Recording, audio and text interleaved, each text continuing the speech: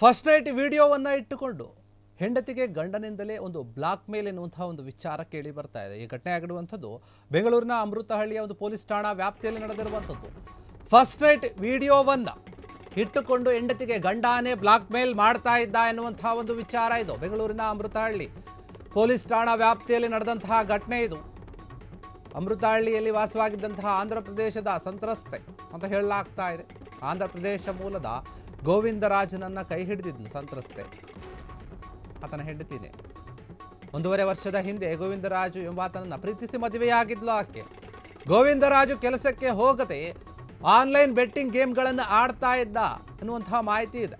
ಇದರಿಂದ ಬೇಸತ್ತಂತಹ ಪತ್ನಿ ಗಂಡನ ಮನೆ ಬಿಟ್ಟು ತನ್ನ ತವರು ಮನೆಗೆ ಹೋಗಿತ್ತು. ಇದರಿಂದ ಮತ್ತಷ್ಟು ಕೋಪಗೊಂಡಿದ್ದಂತಹ ಪತಿ ಗೋವಿಂದರಾಜು ಏನು ಮಾಡ್ತಾನೆ, ಮದುವೆ ಆದ ನಂತರ ಫಸ್ಟ್ ನೈಟ್ ವಿಡಿಯೋ ಏನಿರುತ್ತೆ ಅದನ್ನು ಮೊಬೈಲ್ನಲ್ಲಿ ಸೆರೆ ಹಿಡಿದಿರ್ತಾನೆ. ರಾತ್ರಿ ಒಂದು ಅಶ್ಲೀಲ ವಿಡಿಯೋಗಳನ್ನು ಕಳಿಸಿದ್ದಂತೆ. ಇದನ್ನು ನೋಡಿ ಗಾಬರಿ ಆದಂತಹ ಪತ್ನಿ ಗಂಡನಿಗೆ ಕರೆ ಮಾಡಿದಾಗ ಏನಾಗುತ್ತೆ ಅಂತಂದರೆ, ಪತಿ ಗೋವಿಂದ ಪತ್ನಿಗೆ ಬೆದರಿಕೆ ಹಾಕಿದ್ದಾನೆ. ಮತ್ತೆ ವಾಪಸ್ ಬಾ, ನನ್ನ ಮನೆಗೆ ಬರಲೇಬೇಕು ನೀನು ಅಂತ ಹೇಳಿದ್ದಾನೆ. ನಾನು ಹೇಳಿದಂಗೆ ಕೇಳಿಕೊಂಡು ಇರಬೇಕು ನೀನು, ಆರ್ಡರ್ ಮಾಡ್ತಾ ಇದ್ದಾನೆ.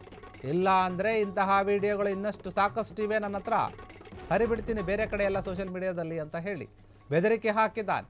ಸೋಷಿಯಲ್ ಮೀಡಿಯಾದಲ್ಲಿ ಅಪ್ಲೋಡ್ ಮಾಡೋದಾಗಿ ಪತ್ನಿಗೆ ಬೆದರಿಕೆಯನ್ನು ಹಾಕಿರುವಂಥದ್ದು.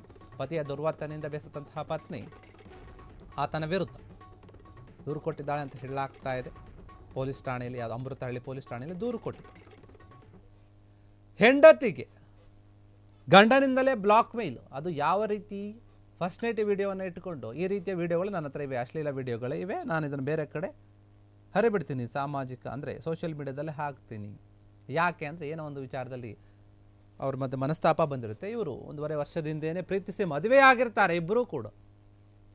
ಯಾವುದೋ ವಿಚಾರದಲ್ಲಿ ಅಂತಂದು ಏನಿಲ್ಲ, ಸೋಂಬೇರಿ ಆಗಿರ್ತಾನಂತೆ ಗಂಡ. ಬರೀ ಆನ್ಲೈನ್ ಬೆಟ್ಟಿಂಗ್ಗಳನ್ನು ಆಡ್ತಾ ಇರ್ತಾನೆ, ಎಲ್ಲೂ ಕೆಲಸಕ್ಕೆ ಹೋಗ್ತಾ ಇರಲ್ಲ. ಇದರಿಂದ ಬೇಸತ್ತಂತಹ ಹೆಂಡತಿ ಕೇಳ್ತಾಳೆ, ಎಲ್ಲಾದರೂ ನೀನು ಕೆಲಸಕ್ಕೆ ಹೋಗೋ, ಬರೀ ಇದೇ ರೀತಿ ಮಾಡ್ಕೊಂಡಿದ್ರೆ ಹೇಗೆ, ಮನೆ ಸಂಸಾರ ನಡೆಸೋದು ಹೇಗೆ ಅಂತ ಪ್ರಶ್ನೆ ಮಾಡಿರ್ತಾರೆ.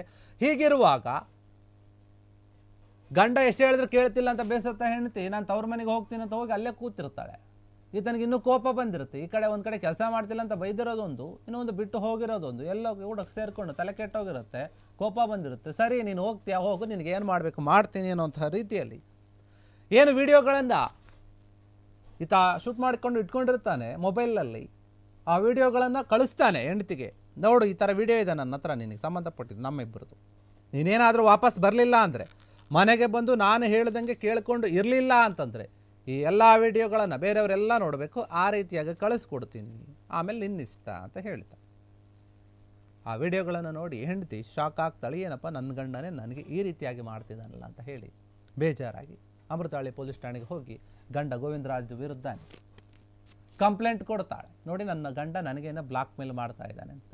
ಗಂಡ ಹೆಂಡತಿಗಳ ಸಂಬಂಧ ಇತ್ತೀಚಿನ ದಿನಗಳಲ್ಲಿ ಬೇರೆ ಬೇರೆ ಹಂತಕ್ಕೆ ಹೋಗ್ತಾ ಇದೆ. ನಾವು ನೋಡ್ತಾ ಇದ್ದೀವಿ ಸಾಕಷ್ಟು ಒಂದು ವಿಚಾರಗಳಲ್ಲಿ. ಪ್ರತಿನಿತ್ಯ ಕೂಡ ಸಂಸಾರದ ಗಲಾಟೆಗಳು ಬೀದಿಗೆ ಬರ್ತಾ ಇವೆ. ಮನಸ್ತಾಪಗಳು, ಒಂದೊಂದು ಚಿಕ್ಕ ಚಿಕ್ಕ ಮನಸ್ತಾಪಗಳು ಒಂದು ದೊಡ್ಡ ಒಂದು ಬಿರುಕಿಗೆ ಕಾರಣವಾಗ್ತಾ ಇವೆ. ಈಗ ಇಲ್ಲೊಬ್ಬ ಗಂಡ ಹೆಂಡತಿಯನ್ನೇ ಬ್ಲಾಕ್ ಮೇಲ್ ಮಾಡ್ತಾ ಇದ್ದಾನೆ, ನೀನು ನನಗೆ ಮನೆಗೆ ಬರಬೇಕು, ನನ್ನ ಜೊತೆ ಇರಬೇಕು, ನಾನು ಹೇಳ್ದಂಗೆ ಕೇಳ್ಕೊಂಡು ಇರಬೇಕು ಮನೆಯಲ್ಲಿ. ಕೆಲಸ ಮಾಡಿ ದುಡ್ಕೊಂಡು ಚೆನ್ನಾಗಿದ್ದರೆ ಆ ಹೆಂಡತಿ ಕೂಡ ಹೋಗ್ತಾ ಇರಲಿಲ್ಲ. ಈತ ಬರೀ ಆನ್ಲೈನ್ ಬೆಟ್ಟಿಂಗ್ಗಳನ್ನು ಆಡ್ತಾ ಇದ್ದಂತೆ, ಅದಕ್ಕೆ ಹೋಗಿರುವಂಥದ್ದು. ನೀಟಾಗಿ ಕೆಲಸ ಮಾಡ್ಕೊಂಡಿದ್ರೆ ಯಾಕೆ ಯಾರು ಇರಲ್ಲ, ಅವರು ಕೂಡ ಬಂದು ಇರ್ತಾರೆ. ಈತ ಹೇಳುವಂತಹ ರೀತಿ ಸರಿ ಇರಲಿಲ್ಲ ಅನ್ಸುತ್ತೆ. ಹೀಗಾಗಿ ಅವ್ರು ಹೋಗಿ ತವ್ರ ಮನೇಲಿ ಕೂತಿದ್ದಾರೆ. ಈಗ ಗೋವಿಂದರಾಜು ವಿರುದ್ಧ ಹೆಂಡತಿ ಕಂಪ್ಲೇಂಟ್ ಕೊಟ್ಟಿದ್ದಾಳೆ ಅಂತ ಹೇಳಲಾಗ್ತಾ ಇದೆ. ಕ್ಷಣ ಕ್ಷಣದ ಸುದ್ದಿಗಳಿಗಾಗಿ ಫ್ರೀಡಂ ಟಿವಿ ಸಬ್ಸ್ಕ್ರೈಬ್ ಮಾಡಿ, ಲೈಕ್ ಮಾಡಿ ಹಾಗೂ ಫಾಲೋ ಮಾಡಿ. ಹೊಸ ಸುದ್ದಿಗಳ ನೋಟಿಫಿಕೇಶನ್ಗಾಗಿ ಬೆಲ್ ಐಕಾನ್ ಮೇಲೆ ಕ್ಲಿಕ್ ಮಾಡಿ.